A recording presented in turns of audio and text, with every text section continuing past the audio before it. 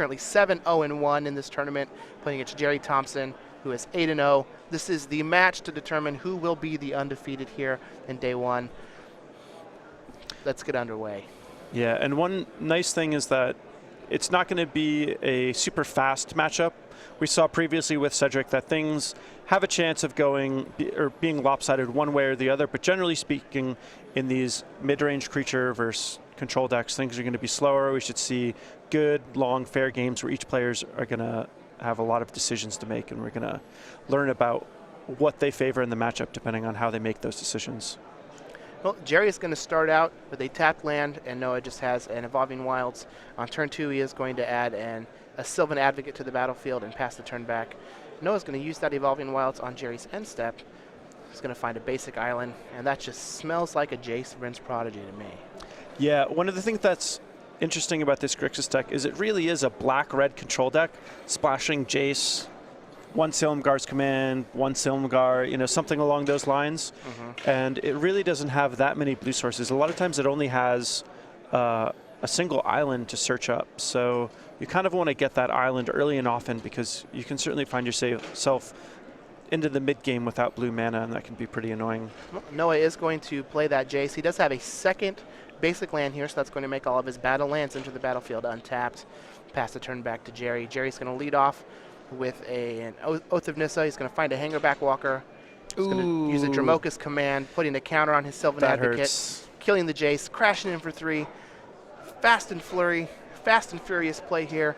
But in the end, Gerry's going to be at a pretty big advantage and pass the turn back to Noah. The green-white tokens deck, it really doesn't have that many removal spells in it. And we've seen a few times the Grixis deck play a turn 2 Jace, and it just seems like it always gets answered.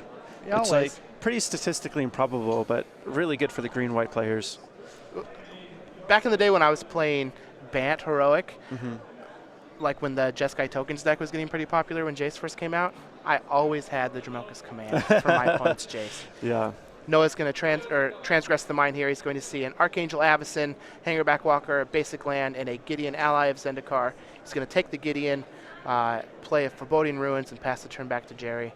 And Noah has a lot of spot removal in his main deck, so the Avacyn is likely going to be a card that he can easily answer later on down the line.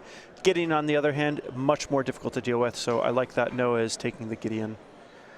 Gerry is just going to crash in for 3 with that Sylvan Advocate, bringing Noah down to 14. Play his 4th land, Hangerback Walker with 2 counters on it here.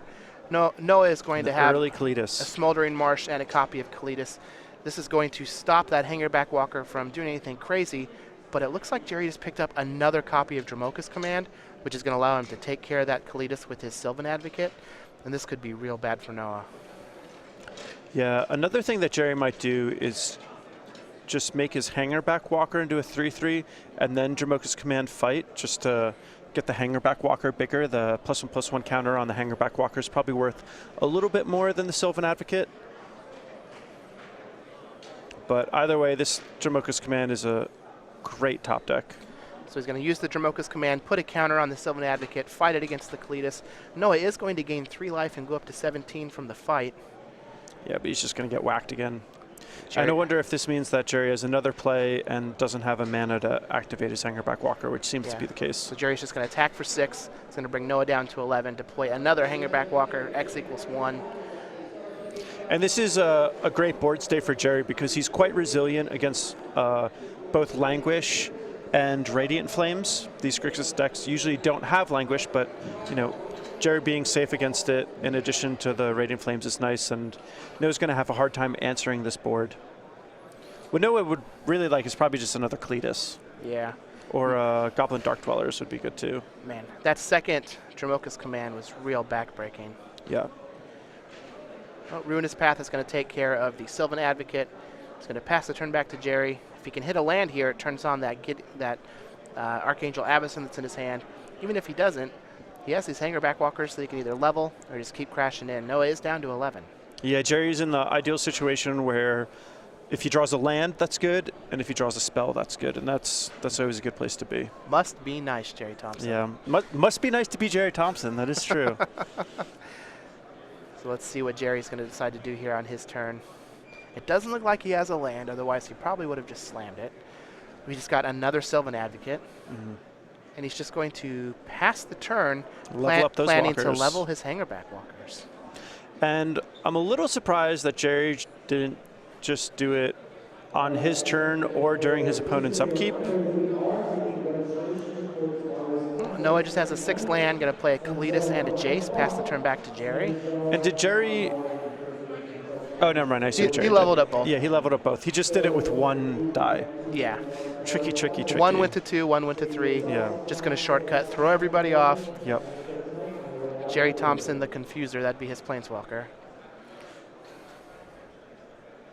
So this Kalitas is a really good top deck for Noah. It's going to help him battle back into this game, and the Jace is going to help with it also. And this is the situation that Grixis can put the green-white tokens in that's kind of tough for the green-white tokens player to play out of, is if Noah draws more of his threats and you know, gets any of them to stick, almost all of Noah's threats are really hard for Gerry to deal with, and we're going to really see that come to bear in this scenario. Looks like Gerry picked up a copy of Gideon, ally of Zendikar. So he has a couple options here. He can just make an emblem and pump some of his creatures up. He also can just make a knight. It looks like he's going to make an emblem. He's going to attack with his 4/4 Hangerback Walker. Noah's going to take it down to 7, and here he gets to untap with Jace and Kalitas. So this could be very, very good for Noah if he's able to use a couple removal spells to take care of those Hangerback Walkers while he can. They will be exiled, so they're not going to get... Is this a... Get a trigger. Dark Petition is going to allow him to with go... Spell Mastery? with This could be a Spell Mastery. Languish. Does Noah have a Languish in his deck? It looks like he does not have a Languish in his main. Oh, man, it'd be so good here. I wish he had it. Languish would be very good here. So I wonder what he got. He might have just gotten Kolaghan's Command is going to kill an a artifact Kolaghan's and a command creature. to... Yeah, that's so really good. good. That's going to get rid of the 4/4 Hangerback Walker. It's going to make Gerry discard his copy of Archangel Avacyn. He is going to get a 2/2 zombie. Oh, and he couldn't kill both because of the emblem. I almost missed that. So he can't crash in with this Kalitas just yet, but he does have that Jace back on defense, so he can block and then activate it if he needs to. And if Gerry doesn't draw a removal spell right now, I think that Noah has a very good chance of running away with the game. This Evolutionary Leap is nice, but this is the kind of situation where Evolutionary Leap might not be enough. Yeah, this Kalitas is putting quite a hamper on Gerry's board state. Yeah. Gerry does have 2 Declaration of Stone in his main deck that can deal with the Kalitas if the Kalitas does indeed start to get out of hand. But he's going to need to get them fast. And this Evolutionary Leap is great at generating card advantage in a scenario where you're lining up threats against your opponent's answers. But Evolutionary Leap is not going to be able to find a Declaration of Stone for Gerry. What's actually really interesting here is Noah's going to flip this Jace. And if he flashes back his Kolaghan's Command, he can destroy the Hangerback Walker and make Gerry discard a card. Yeah, blanking the and that's Evolutionary going to blank Leap the Evolutionary activation. Leap activation. Yeah. Oh, we even have a Dark Dwellers is going to do that. So it's going to, I imagine so, it's going to target the Hangerback Walker, destroy an artifact, target Gerry to make him discard a card. Yeah, that's pretty rough. He's just going to sacrifice anyway to get an Evolutionary Leap activation. It's going to discard the Archangel Avacyn. And now we've got a Kalitas is going to crash in. That Sylvan Advocate is only a 3/4. And now Noah Walker's life total is going to start going up, as is his chance to win this game. Jace is going to plus on the Advocate. He's got 2/2 zombies. I probably would have plussed on the Advocate and then also attacked with one of my 2/2 zombies there if I was Noah. I think he missed out on 2 points of damage, but it's not really going to matter. He was so far ahead with the Jace and the Kalitas. Yeah. Gerry just has to pack him up there. So Noah Walker, our young all-star from the northeast of the United States, is going to take game 1 with his Grixis control deck over Gerry Thompson on green-white tokens. Let's take a look at the player sideboards here so we can see what we think that they're going to bring in. Noah has 3 Duress, 2 Negate, an Ob Nixilis Reignited, a Dark Petition, an Infinite Obliteration, a Read the Bones, a Languish, and a Radiant Flames. He also has a Pia and Kieran Nalar, a Dragon Master Outcast, a Dragon Lord Silumgar, and a copy of Silumgar's Command. What do we think Noah's going to sideboard here? So I think basically Noah's game plan is Noah wants to target Gerry's Planeswalkers and potentially secure the waste and Evolutionary Leap. So cards like Duress and Negate are perfect for that. I think you'll also want to bring in some of his threats because they're just hard for Gerry to deal with. So Pian Kirinalar, Dragon Master Outcast, Dragon Lord Silumgar. I think those are all great choices to bring. I think Silumgar's Command, also a great way to fight the Planeswalker and should be coming in.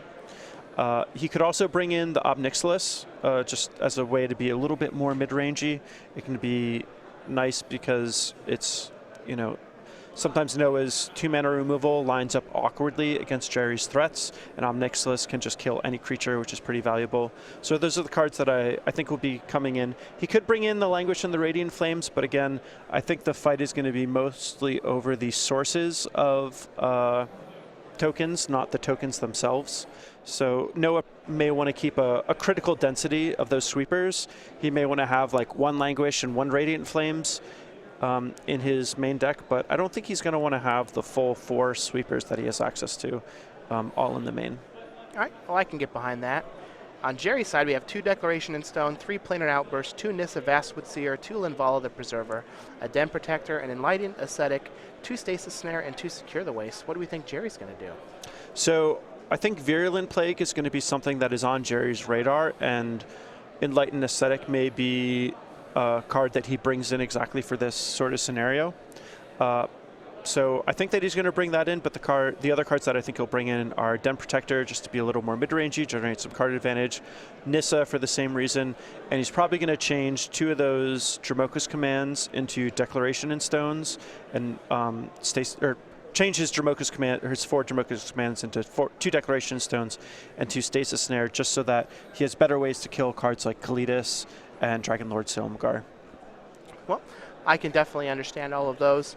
Some of these sideboards are pretty teched out, and if you want to get the latest technology for your upcoming Standard, Modern, or Legacy tournament, you can subscribe absolutely free to the StarCityGames.com newsletter. This is your source for Magic the Gathering news. Yeah, I've pitched in a little bit to write some content for the newsletter, and I think Craig Krempels is doing it right now, so you get to see not only some of the best Magic players, but also some of the best Magic commentators. So definitely a great source to kind of keep up to date with things if you only tune in to this, Magic streams every once in a while. This is a good way to just get all the highlights. Yep, you can get the latest on the SCG Tour, watch the SCG Tour Match of the Week, receive exclusive deck lists and advice, catch up on all the event results. You can read an exclusive cardboard crack comic, and it's absolutely free to sign up. Go.starcitygames.com/newsletter to sign up for the newsletter. It's your source for Magic the Gathering news. So one thing that's a little interesting about Gerry's deck is he also has Secure the Wastes in his sideboard, which I think that he would bring in, but he really doesn't have that many things to take out. So I wonder if he's doing something like taking out all of his Archangel Avacins, or if maybe he's not bringing in the Secure the Wastes in this matchup. But if you're not bringing Secure the Wastes in this matchup, I kind of wonder what it's like in your sideboard for. Now, when I was trying to learn how to play this green-white deck, didn't have the benefit of like a sideboard guide, so I was just trying some things out. Dude, while I was you should have called me up. Well, I didn't know you were on this deck. Now I know. I will hit you up. Yeah. But is Oath of Nissa a card that you ever cut? Never. Never? Well, I cut it against the mono white aggressive decks. Okay, because I found that a lot of the times I had all these cards that I wanted to bring in and wasn't sure exactly what I wanted to cut. So I was just like shaving an Oath of Nissa most of the time, and it always felt wrong. Yeah, I mean, would you ever trim a Ponder? Absolutely. From your Legacy deck? Yeah. When? I mean, if I don't have a lot of cards that I'm like, if I'm not bringing in a bunch of singletons that I want to try and find or high impact cards in the match, then yes. Like if my deck is just like all awesome stuff, then I'm perfectly fine cutting some Ponders. And that was the idea behind shaving one of the Oath of Nissas. It's like I can see myself cutting Ponders Sometimes I'm not like bringing in like some really specific hate cards for these matchups. I'm just basically making my deck better with cards that interact with my opponent, and they just kind of all do the same thing. So shaving an Oath of Nissa felt like it was okay when I was rationalizing it to myself, but playing the games, it felt like it was wrong not having it. Yeah, I can certainly understand why you may want to trim them, because they do just basically cycle, but they're pretty important for making it so that you can have and cast your Planeswalkers on time, which are basically the best things that you can do in the matchup. Also, you have so few 2-drops by having Oath of Nissa, it just means that you're going to have them more often. So for me, I feel like Oath of Nissa is a pretty important part of the deck to make it so that you can just legitimately curve a 2-drop into like a 5 and a 6 mana play. And I think without Oath of Nissa, it's so likely that things just don't curve out the way you want them to. So now, I also didn't understand just how important Gideon was going to be in the format. yeah. And from like playing the games, it became blatantly obvious that Gideon battles are a real thing. Yeah, you just want Gideon on turn 4 as often as possible. And having access to more Gideons is just better. Yeah, and Oath of Nissa is basically that. So you mentioned something about cutting Archangel Avacyn's in this matchup. I could definitely potentially see that, and hopefully we'll get to see some action here in this game. Both players are going to start out very quickly. Gerry has a Hangerback Walker. Noah has Jace on 2. Again. And like we said before, this texture is much different than if you would have played a Sylvan Advocate on 2 instead of a Hangerback Walker. It's kind of amazing just how much more pressure Advocate can put on your opponent than Hangerback does. Yeah, and the Hangerback, not only is it not very much pressure, but it's also a pretty big burden on your mana. I mean, if you play a turn 2 Hangerback Walker and then you're curving out with a Nissa into a Gideon, then you're not really getting that Hangerback Walker to be any bigger. Well, it looks like Gerry's just going to play a face-up Den Protector, level up his Hangerback Walker, pass back to Noah. Noah's going to read the bones. He's going to lose 2, go down to 18. He's going to be able to scry 2 cards and then draw those 2 cards. Looks like he's going to bottom both. He's going to pick up 2 fresh ones. Just going to pass the turn back to Gerry. And I wonder if Gerry has something like a Gideon to make an emblem here. Casting the Den Protector face up is, I mean, sometimes that's just what you want to do, but... Looks like we're going to go ahead and just play a Gideon after attacking for 4. We're going to make a Knight ally. Noah's going to drop down to 14. He's going to loot on Gerry's end step with that Jace Rinse Prodigy. Now, even though Gerry didn't make an emblem with the Gideon, this still sets up a pretty good board state, especially if Noah has to take this turn off of affecting the creatures to handle the Gideon. If Gerry has something like a Gideon or a Nissa for next turn to pump his team or make an emblem, that could be a lot of damage coming Noah's way. Yeah, for sure. The face-up Den Protector makes me think that Gerry is looking to go wide, and that's likely going to be paired with some sort of emblem or Nissa minus. All right, well, here we have a Ruinous Path is going to take care of that Gideon. And I say it over and over again, but this is why I like to make an emblem with Gideon often, because if there's any chance that it's going to die, that's one of the most valuable things you can do. Well, if he has another Gideon here, it's still pretty good to have that 2/2. An emblem is going to put 9 damage in play. Yeah, that 2/2 Knight, though, it's 2 power and toughness on the board. An emblem would be the same thing, except for it would also add it to anything else that's played in the future.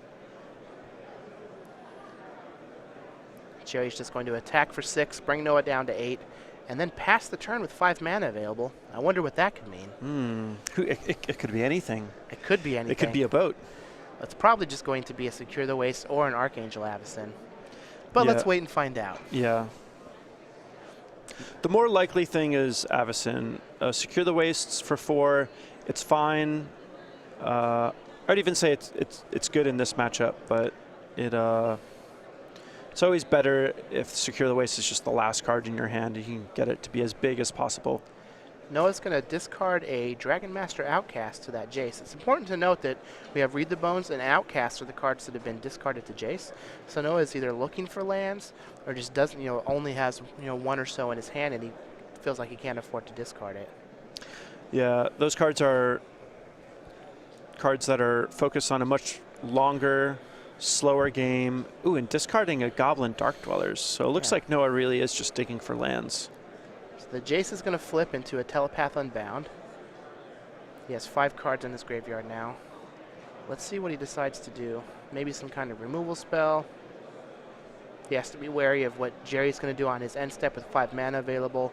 Both Secure the Waste and Archangel Avacyn are pretty terrible prospects for Noah.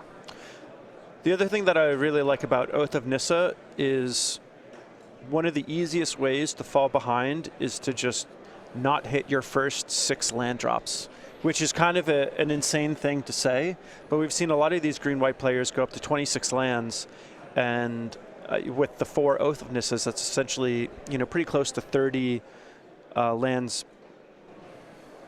But, you just want to hit all of your land drops. It's so important. Well, Gerry is just going to go ahead and secure the waste for 4 on Noah's end step. Now I really want to see an emblem or Nissa. There we go. Here we have a Nissa. We're going to get a minus. And so this is something that I thought Gerry was telegraphing ever since that turn 3 face-up Den Protector. He just looked at the texture of his hand and said, the way that I'm going to win this game is by going wide and on one pivotal turn, just minusing a Nissa or making an emblem, and it's going to be too much for Noah to handle, and that's exactly how it played out. Would you say Gerry Thompson is good at this game? Oh, he's a very powerful wizard. Gerry's going to pick that game up. He's going to tie everything up 1-1. For those of you just joining us, Gerry Thompson is on green-white tokens, currently 8-0 in the tournament. Noah Walker is on Grixis control. He is 7-0-1. We are battling here for the sole undefeated player in this event for day 1.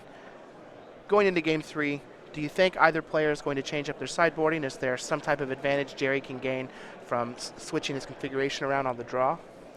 I don't think that Gerry is going to change anything beyond on the draw. The one thing on Noah's side is I think Noah's threats are a little better when he's on the play. So those cards like Kalidas, Dragon Master Outcast, they're going to be a little worse now that Noah's on the draw. But I don't think he's going to actually change his configuration. Maybe he takes out the Dragon Master Outcast, but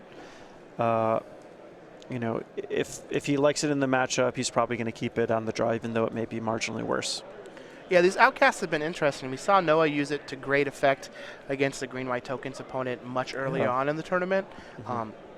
It's a great way to take advantage of the green-white deck, is the fact that it doesn't have much removal. Yeah, like it's not a card that you would think, but it ends up being very good. Not only do they not have a lot of removal, but they're very weak to flyers. Yeah. And it's just an army in a can type card that can take over the game once you stabilize. You get a Kalidas down, stops their attacks. You can use a Dragonlord Silumgar to stop their attacks, use a bunch of your removal. But a card like Dragon Master Outcast is just going to continue to build advantage once you have the game stabilized. I mean, at some point your opponent's just going to die to a bunch of 5/5 dragons. Yeah, it's also nice that it gives you a way to chump block an Ormondal for a while until you find a way to bounce it, or Dragonlord Silumgar to steal it. It also is nice because Noah's probably going to be boarding out a lot of his sweepers. He may even be boarding out all of these sweepers. When I was playing Grixis Control online in this matchup, I had 2 Virulent Plagues, but I was actually just boarding out all my sweepers, which a lot of people may be surprised about. But the fight just isn't over the small tokens. It's usually about the Planeswalkers, and because of that, your Dragon Master Outcast is probably just going to stick on the board. Well, as these players are finishing up shuffling for game 3, let's learn a little bit about Gerry Thompson. He is a powerful mage, currently residing in Roanoke, Virginia. He is 32 years old, so I am still older than he is. Man, 20 open He's top from 8s is Elk River, insane. Minnesota. He has 20 open top 8s. I almost have 20 open top 8s. One that's really good.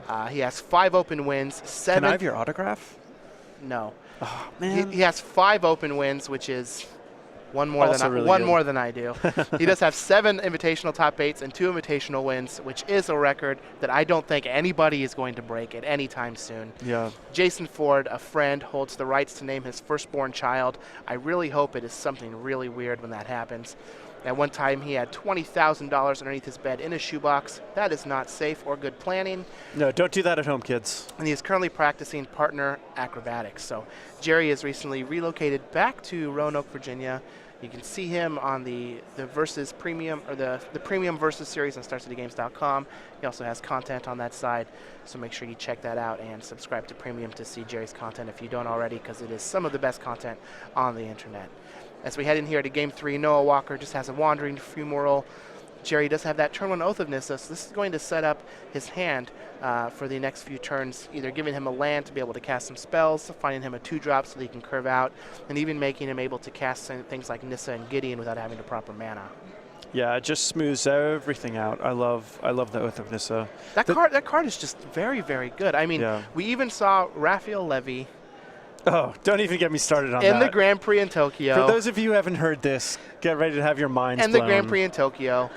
Green-white tokens, 2 copies of Chandra Flamecaller. With no sources 0 of red mana sources. Just the 4 Oath of Only Nissa. the 4 Oath of Nissa. Yes, so absurd. He said he was going to write an article about it. Because I hope he does. Everyone on Twitter was like, Raph, come on. Like, what are you doing? I hope he writes an article about it, and then I hope that Frank Carson also writes an article that shows how mathematically incorrect it is to do that. Yeah. Frank Carson, the actual number scientist. Gerry's just going to face up a Den Protector on turn 2. Noah's going to take his turn off, casting Read the Bones. It's like he's going to scry some to the bottom, pick up 2 cards, fall down to 18. And here we have Gerry going to be able to try and apply some pressure with that Den Protector. We might see something like a Nissa minus. Or I think we'll see Nissa plus and then Nissa minus, but... Well, we have an Oath of Nissa instead. That's a little surprising. I thought he grabbed a Nissa before, but maybe I viewed incorrectly. Well, there is a 2-drop, so he is going to be able to continue adding to his board here as long as he has a forest in his hand or a green-producing untapped land. He's going to crash in for 2 with the Den Protector, drop Noah down to 16, play a Sylvan Advocate, and pass the turn back. And we'll see if Noah has like a sweeper here. Here's something where like a sweeper or a Kalitas would be good. Kalitas is... Yeah, Kalitas is great.